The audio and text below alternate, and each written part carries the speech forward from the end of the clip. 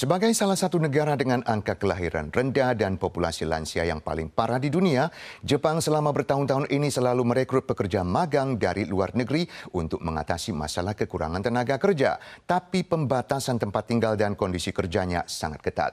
Kini seiring menjadi sengitnya persaingan perekrutan PMA antar negara-negara Asia, pemerintah Jepang Juni lalu telah mengesahkan UU Pemberdayaan Tenaga Kerja sebagai pengganti sistem magang, memberikan perlindungan lebih besar kepada PMA dan bahkan kesempatan untuk ganti pekerjaan dan menetap secara permanen.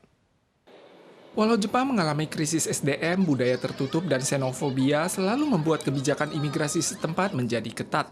PMA di lokasi konstruksi hampir tidak pernah terlihat 10 tahun lalu.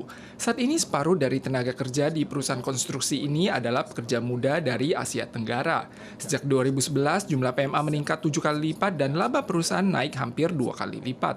Today, young Japanese people no longer want to do tough work outdoors. There aren't enough people coming into the construction sector, so we decided to hire more foreigners. Warga Jepang masih tertutup, jumlah WNA tak sampai 3%. Dalam 3 dekade terakhir, status magang selalu digunakan untuk merekrut PMA dalam mempelajari keterampilan industri. Namun mereka harus keluar setelah 5 tahun untuk berdedikasi di negara mereka sendiri. Namun kini, Korea Selatan dan Taiwan juga menghadapi krisis SDM.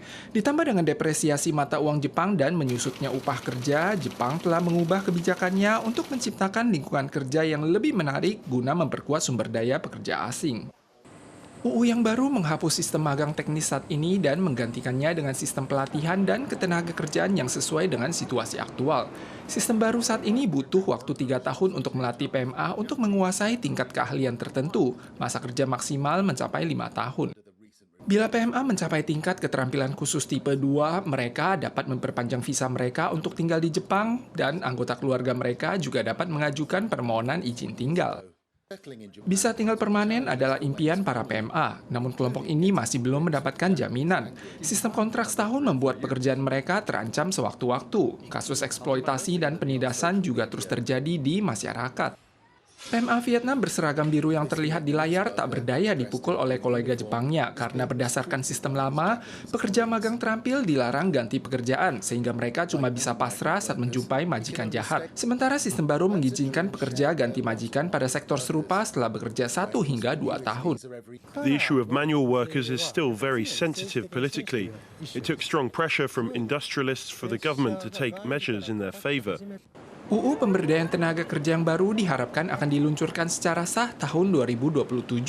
PMA harus lulus tes bahasa Jepang dan ujian profesional agar dapat tinggal dan bekerja di Jepang dalam jangka waktu panjang. Biaya ujian ini mungkin akan dibebankan kepada majikan.